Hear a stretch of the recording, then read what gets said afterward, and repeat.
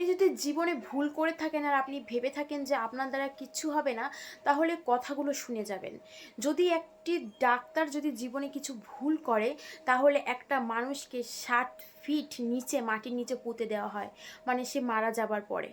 যদি একজন লয়ার ভুল করে, তাহলে তাকে 7 ফিট উপরে ঝুলিয়ে রাখা হয়, মানে ফাঁসি হয়ে যায়।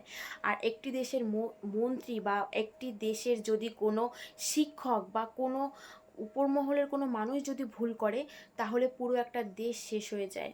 তাই ভুল করুন, মানুষ মাত্রই ভুল হবে, কিন্তু সেই ভুলটা থেকে শিক্ষা নিতে হবে।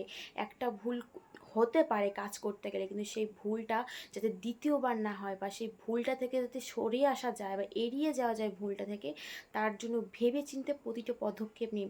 এমন অনেক ছোট ছোট ভুল আছে যে ভুলগুলো আপনার জীবনকে পুরো তছনছ করে দিতে পারে। বড় বড় ভুলের মাধ্যমে কিন্তু আপনার জীবন শেষ হয় না, ছোট সামান্য ভুলের কারণে আপনার জীবন পুরো এলোমেলো হয়ে যেতে পারে। তাই সিদ্ধান্ত নিন, তারপর সামনে এগোন।